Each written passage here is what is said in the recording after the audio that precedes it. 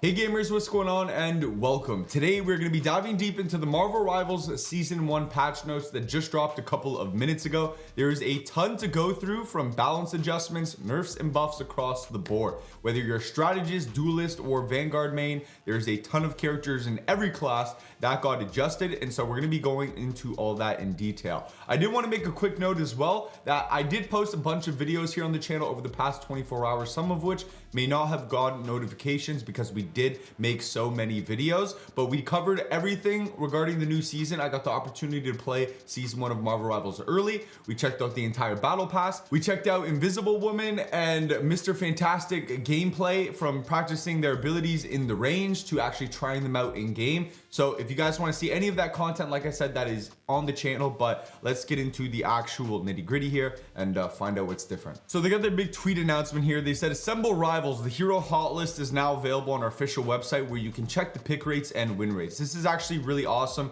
You can see the pick rates and win rates of every character across every rank, across every platform, across every mode on their website. So super useful tool. Highly recommend you guys check that out. I'll be looking at that more in detail later, but we're gonna be taking a look at the second link because they said during our next maintenance, they'll be implementing balance adjustments for certain heroes to promote a broader roster and enhance gameplay diversity. Find all details here. So they did post a big introduction message to this entire article that they posted regarding the changes, and the TLDR to this entire thing is that they have seen the compositions that have taken priority in season 0. There's a lot of ranged meta. There's a lot of characters that they would like to see more in the loop of competition, and they look to broaden those horizons for, you know, which we see competitively. And that's what these adjustments are fueled by. In terms of adjustments for Vanguards, first, we're gonna get into Captain America.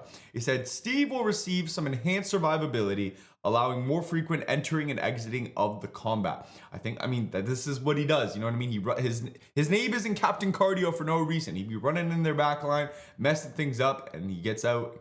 He needs to re-engage a little bit faster. So they reduced the delay time for shield restoration after releasing Live and Legend from 3 seconds to 2 seconds. I actually don't think there should be any delay at all. I think if he drops his shield, he should be able to freely pull it back up at will, like Strange. Reduce Liberty Rush cooldown from 12 seconds to 10 seconds. They increased his base health from 650 to 675, and they reduced the energy cost for releasing Freedom Charge ultimate ability from 3400 to 3100. They reduced the additional health provided per second to self after releasing it from 110 to 100. So overall, some nice adjustments. It'll be interesting to see how he plays out. I feel like none of these are super drastic or super huge, but maybe it's the little tweakings that he needed.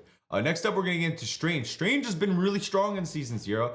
So we'll be reducing the threat range and increasing the defense window of the Sorcerer Supreme. Add damage fall off to Maelstrom of Madness and Gamma Maelstrom starting at 5 meters and reducing to 70% at 8 meters. And they said slightly decrease the shield value recovery rate after releasing shield of the Seraphim from 80 seconds to 70 seconds. So Strange nerfs. I think we all saw this one coming. He's pretty much the #1 tank in the game right now. And so maybe this will help other tanks kind of step up to the plate. We also got Thor changes here. The God of Thunder could use some slightly increased survivability and improve the success rate to his ultimate ability. I think his ultimate did need a bit of buffs, but in terms of survivability, I actually thought Thor was, like, I've gone against some good Thors and he's a menace to go against. So it's only gonna make him more painful. They increased his base health from 500 to 525. And they added immunity to control effects during God of Thunder ultimate ability. That's pretty nice. Immunity to control effects. It basically makes it so that he can't get knocked out of it or whatever. Hulk, Dr. Banner has been dominant, but some decreased sustained combat capability upon entering the battlefield will bring him more in line with the other Vanguards. They reduced the indestructible guard gamma shield value for Hero Hulk from 250 to 200. It's a very slight nerf, but I do think it's nice because I feel like Venom, a lot of people have said that Hulk is just a blatantly better Venom, but I actually think Venom is a pretty special character, and we're about to see him next, so let's see what changes he got. They did say they wanted to buff him. With increased survivability and threat of his ultimate area, the symbiote menace will strike fear into the backlines of all enemy teams. That's what I'm talking about. I love having a good Venom because I play Spider-Man, and my job becomes so easy when I have a Venom on my team. It's just free picks all day. Increase the symbiotic resilience bonus health ratio gain per lost health point from 1 to 1.2. So he'll be getting way more health upon activation of shield, and increase the base damage of Feast of the Abyss ultimate ability from 40 to 50. Pretty slight adjustment to the ultimate. Obviously, it gives you a ton of health, but that is really nice to see the shield get buffed. That's really gonna help with the survivability. Next up, we're gonna move on to Duelist though. So that's it for the tanks. Like I said, Venom buffs, Thor buffs, Captain America buffs. Some of the more aggressive tanks they want to see more of the competition. Duelist, we got Black Panther. Black Panther is getting nerfed. We're slightly decreasing T'Challa's combat survivability. Reduce the additional health provided to self after refreshing Vibranium marks with Spirit Rend from 40 to 30. This is the big one. And the upper limit of additional health provided from 120 down to only 75.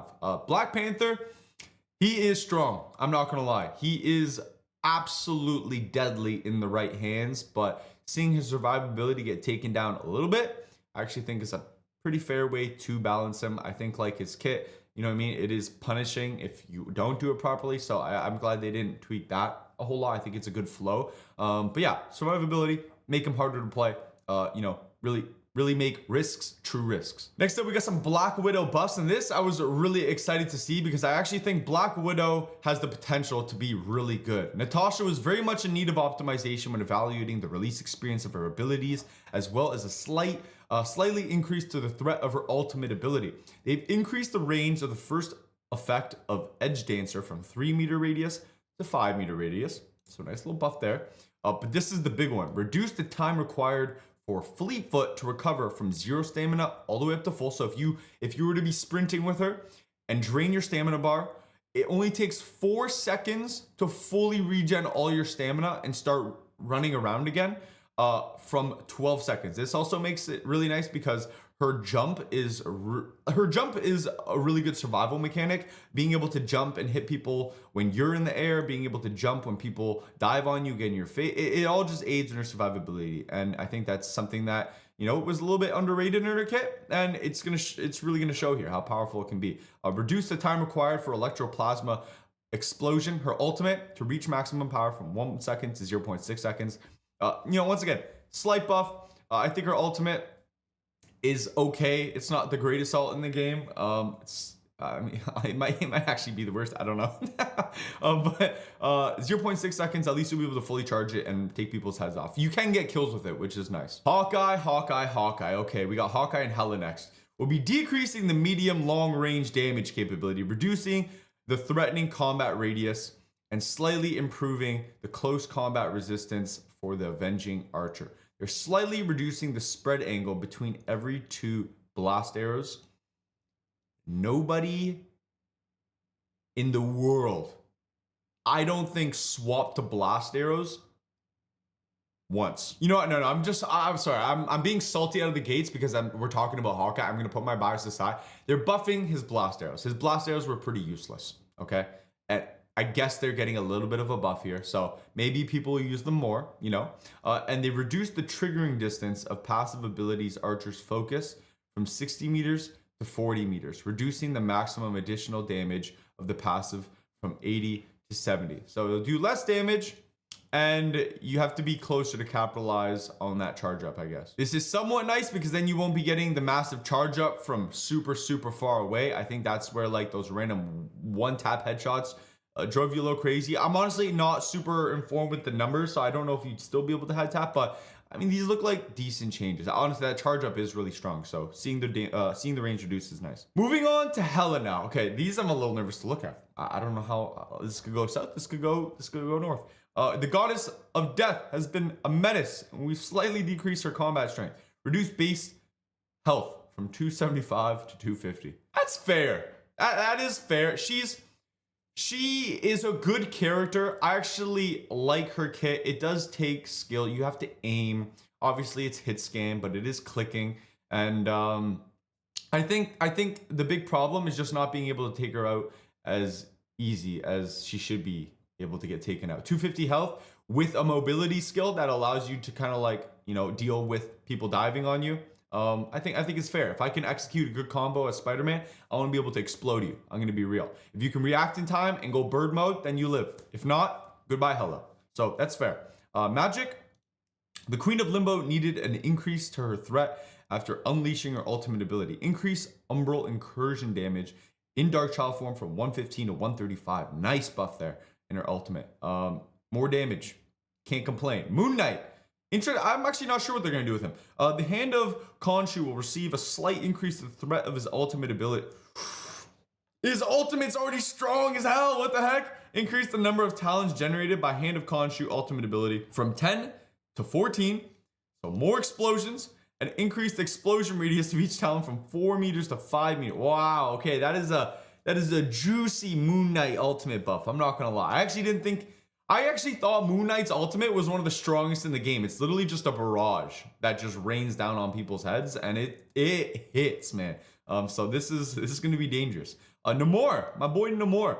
We're optimizing the throwing field of Namor's eggs. Adjust the throwing field. Eggs? You mean like his spears or his little octopussies? Did I say octopus? It just sounded really wrong coming out of my mouth, but actually octopussies. Yeah, like, is that plural for octopus? Octopusi?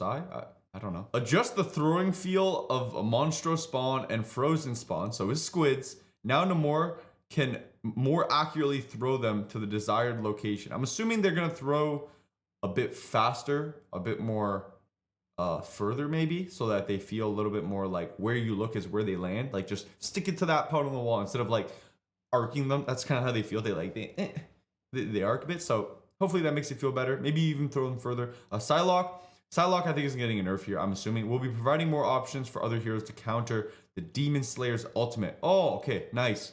Now Dance of the Butterfly ultimate ability will check for barriers, including Magneto's metal bulwark and Hulk's indestructible guard. I'm honestly not 100% sure what that means, but I'm assuming if you're standing behind a quote unquote barrier, you won't take damage. Or maybe that's just like shields themselves to the character. Like maybe it was ignoring shields. I think that's what it is. Cause yeah, Magneto's little shield that he puts on people and Hulk's shield, it probably was ignoring those. Moving on, the Punisher. We're slightly increasing the damage capabilities of Frank's weapons, slightly reducing the spread of deliverance and adjudication.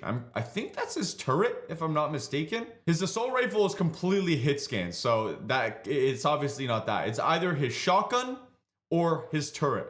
Regardless, I don't think you're gonna have a bad time with these buffs. It does say deliverance and adjudication, so that might even be his turret and his shotgun. Overall, W for Punisher. Scarlet Witch, we're increasing Wanda's combat strength when she's facing duelists or strategists, increasing Chaos Control's fixed damage from 50 per second to 60 per second, reduce the percentage damage per second from 5% to 3%, and increasing, please don't ridicule me in the comments, Chthonian burst projectile damage from 30 to 35. So overall, some buffs for Scarlet Witch. I think Scarlet was actually a little bit weak. A lot of people in the earlier ranks, like, they really hate her. I mean, I'm not gonna lie, Spider-Man, I just hate going against her all the time.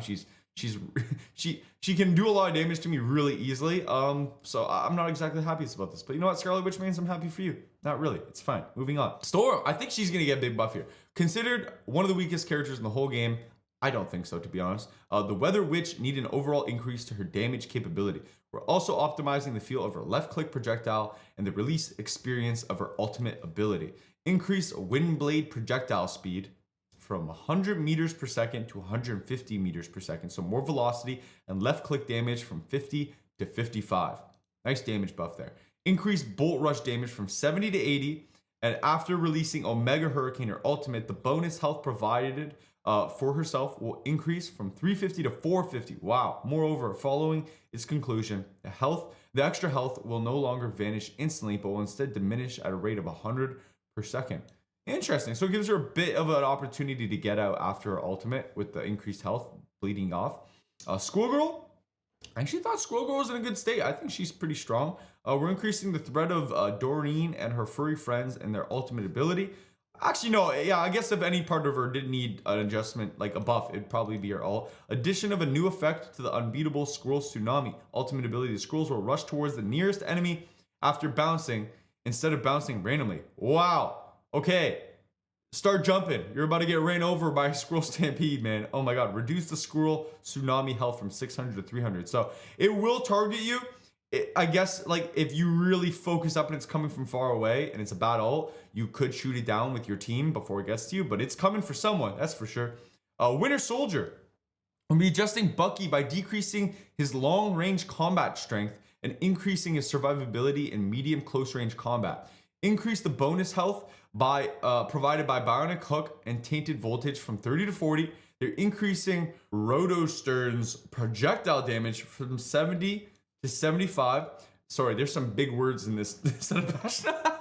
They're reducing the area damage from 70 to 65 and reduce the damage decay from 65% at 40 meters to 60%. That is a mouthful. Increased base health from 250 to 275. Actually, you know, I think Bucky was deserving of 275 HP. I'm not gonna lie. I mean, Bucky's ult has always been the best part of his kit, but yeah, nice to see some Winter Soldier buffs. I think he's gonna be a really sturdy character now, like really sturdy across the board. Be interested to see how he plays out. Wolverine, I don't know, man. I don't know if he's gonna get buffs here before I read this, or if he's gonna get nerfed, because some people make Wolverine look like an absolute menace. Logan will receive an increase to basic combat strength, but a slight decrease to the additional survivability after activating Undying Animals. They're increasing his base health from 300 to 350, so he's getting a bit tankier, and they're reducing the damage reduction ratio provided by Undying Animal from 50% to 40%. Interesting. So a bit more base survivability, and then they took away his, you know, kind of like buffed survivability, I guess you could say, in a sense. So honestly, I don't really know how this will play out in actual game time. I feel like I need a more Wolverine, experienced Wolverine's take on that, but I don't know, kind of just like a neutral change to him. Strategist, wow. The last category, we've worked through Vanguards and Duelists. Cloak and Dagger. Ty and Tandy will receive an increase to their healing capabilities as well as an expansion to the coverage area of their ultimate ability. They're reducing Dagger Stormcloud cooldown from 15 seconds to 12 seconds. And they're increasing the number of dashes in the Eternal Bond ultimate ability from 3 to 4. That is pretty awesome. Wow. I'm not going to lie. Cloak's ult is very strong. One of the strongest. And now you're going to be able to dash in extra time. That is a crap load of coverage. You're going to be able to really take some space. This almost feels like Penny ult on crack. I'm not going to lie. Dashing 4 times straight through on a payload. You are carving the road to victory, basically. Jeff the Land Shark. I can't imagine they're nerfing it. I can't imagine them nerfing him. We'll be adjusting the range for his ultimate ability, so it now better fits the warning marker. In addition, we'll also be increasing his healing capability. So increase buff to healing. I think they're just resizing the ult icon because it was probably sucking people in a tiny bit outside of it. So they're just gonna make it a more accurate visual indicator. Adjust its Jeff ultimate ability range from 10 meter sphere to a 10 meter radius, 5 meter high cylindrical spell field, and increase the healing of Joyful Splash from 140 to 150 per second. Nice. I think Jeff needed that, to be honest, with the healing. Luna Snow. Luna. I know you're getting nerfed into oblivion. At least I hope so. While we've enjoyed her dropping the base, we've made adjustments to Luna's ultimate ability prevent players from abusing its healing capabilities. They've increased the interval for switching between healing and damage and fate of both worlds from 0.1 second to 0.5 seconds. So you won't be able to, like, people were abusing it where like you spam the alteration between damage and healing. And if anything, it was actually healing people like quicker than intended by switching. So it'd probably heal quicker now, just staying on healing. And you got to choose, do we want damage or do we want healing? You probably can still spam a little bit, but not to the rate that it was before. And Mantis, making Mantis a bit less fleet-footed, reducing her roaming support capability. Reduce Nature's Favor, her passive, which allows you to move around super quick, from 2.5 meters per second to 1.5 meters per second. So she'll still have a movement buff, but just not as fast. Should make, you know, tracking her a little bit easier too. Rocket Raccoon. I'm assuming he's going to get a buff here. Rocket could use an enhancement to his healing capability, increasing the healing of repair mode from 60 per second to 70 per second. That is definitely needed. Rocket Raccoon definitely needed a heal buff. I think overall, though, the rest of his kit is really solid. So that's Rocket Raccoon mains can celebrate there. And that's pretty much it for all the nerfs and buffs. Tons of them across the board, all characters. And now we're going to get into some of the team ups because they are adjusting some. I don't think they're actually adding any new ones. They're saving those for season 2. Other than the Fantastic Four one, which we'll be getting, which I'm pretty sure is Invisible Woman with the rest of the Fantastic Four. But first up, we got Hawkeye, Black Widow. To further tone down Hawkeye's oppression, we'll be reducing his seasonal buff, reducing Hawkeye's season bonus from 20% to 15%. Really just to nerf Hawkeye. Kind of an indirect nerf to Black Widow as well, but maybe we'll see more Black Widow now. Hela, Thor, and Loki's. Much like Hawkeye, Hela's overwhelming power will be receiving a slight reduction, reducing Hela's season bonus from 20% to 15%. Once again, just reducing her damage. It's actually really nice that these team-up abilities are indirect ways to nerf characters. Like we saw Hela only get a health reduction, but that's because the team-up also got a nerf. So you didn't have to directly nerf her damage on her base kit. Luna Snow and Namor will be... Oh, yes. Okay, no. I actually, this is exciting because I play a lot of Namor. We'll be increasing the threat of Namor's frozen spawn, increasing frozen spawn damage from 25 to okay. I play a lot of Namor, but Namor isn't the main. I play Spider-Man, so this I think the only reason I play Namor so much is because I know how good he is because I play Spider-Man. This is a double-edged sword to me, but that's gonna be brutal. That's gonna be strong. Increased frozen spawn slowing effect applied to enemy from 25% to 30%, and they're increasing berserk state frozen spawn damage from 16 to 18. Wow. Okay. Namor about to be on top. Namor basically already on top. He about to be the king. All right. He about to steal Invisible Woman from Mr. Fantastic. Next up we got Rocket Raccoon and the Punisher Winter Soldier team up. One of Rocket's best tools will be available. Wow, they're buffing that? Okay, so Rocket Raccoon is really getting the love right now. Reduce the cooldown of ammo invention from 45 seconds to 40 seconds. Just a slight buff there, but cycling that on cooldown with Punisher's turret and then infinite ammo, he's going to be a menace. Scarlet Witch and Magneto, a bit underwhelming. The damage capability of his father-daughter team-up ability will be enhanced. They're increasing metallic fusion projectile damage from 55 to 60 and increasing metallic fusion spell field damage from 30 to 35. Once again, just trying to help Scarlet Witch out. Thor, Storm, and Captain America will be enhancing the damage capability of Storm's side of his team-up ability, reduce the cooldown of Charge Gale from 20 seconds to 15 seconds, and increase the damage of Charge Gale from 50 to 55. This across the board, Thor, Storm, and Captain America was just a buff board. They wanted to buff all of these characters, so that was kind of like, 3 birds, 1 stone. And that's it. So that's all the nerfs and buffs. That's all the changes in the season 1 first half of patch notes. Well, the first half as in we could get more in the second half of season 1. So we'll wait and see, but definitely exciting stuff. Definitely a lot to be excited about. Let me know what you're most excited about from these patch notes down in the comment section. What are you happy about? What are you not happy about? What didn't you see and what did you wish you see? I'm not done though. Lastly, because you guys do know we main Spider-Man, there is something I did notice in the early access playtest for season 1 that I want to put out there, but with a fair warning.